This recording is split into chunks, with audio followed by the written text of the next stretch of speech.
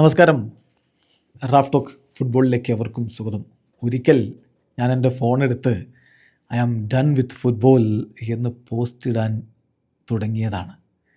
പക്ഷേ പെട്ടെന്ന് ഞാൻ കരയാനും തുടങ്ങി. നെയ്മർ ജൂനിയർ തുറന്ന് പറയുകയാണ്, പരിക്കും മേൽ പരിക്കും. അത് മാറി വീണ്ടും വരുന്നു, വീണ്ടും പരിക്കുമായിട്ട് അടുത്ത തെറാപ്പിക്ക് പോവേണ്ടി വരുന്നു, സർജറിക്ക് പോവേണ്ടി വരുന്നു. ഇത്രയൊക്കെയായിട്ടും എന്തുകൊണ്ട് നെയ്മർ ജൂനിയർ കളിയോട് വിട പറഞ്ഞ് വിരമിക്കാതെ ഇവിടെ തന്നെ തുടരുന്നു എന്ന ചോദ്യത്തിൻ്റെ കൃത്യമായ ഉത്തരമാണ് നെയ്മർ ജൂനിയർ നൽകുന്നത്.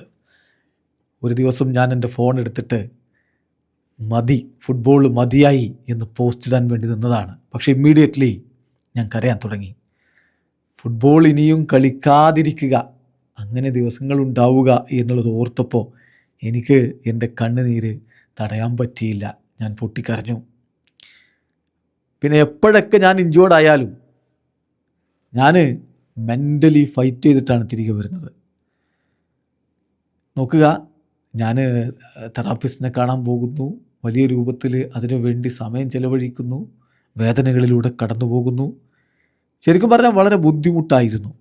അപ്പോൾ ആളുകൾ എനിക്ക് തടി കൂടുന്നു, എൻ്റെ ശരീരം അങ്ങനെയായി ഇങ്ങനെയായി എന്നൊക്കെ പറഞ്ഞ് കളിയാക്കുമ്പോൾ അവർക്കറിയില്ല ഞാൻ ഓൾമോസ്റ്റ് കളി നിർത്താൻ പോലും ചിന്തിച്ചൊരു മനുഷ്യനാണ് എന്ന്.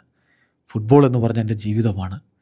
തിരികെ എത്തുമ്പോൾ എനിക്ക് വലിയ സന്തോഷമുണ്ട് എന്നാണ് നെയ്മർ ജൂനിയർ പറഞ്ഞിരിക്കുന്ന. അടുത്ത കളിയിൽ അദ്ദേഹം ഉണ്ടാകും എന്ന് തന്നെയാണ് ലഭ്യമാവുന്ന വിവരങ്ങളൊക്കെയും. യെസ്, നെയ്മർ തിരികെ വരികയാണ്.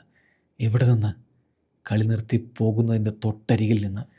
എല്ലാം ഉപേക്ഷിച്ച് പോവാനിരുന്നവൻ അവിടെ നിന്ന് തൻ്റെ സ്നേഹം, ഫുട്ബോളിനോടുള്ള സ്നേഹം, തൻ്റെ പാഷൻ വീണ്ടും വീണ്ടും അവനെ തിരികെ വിളിക്കുന്നു.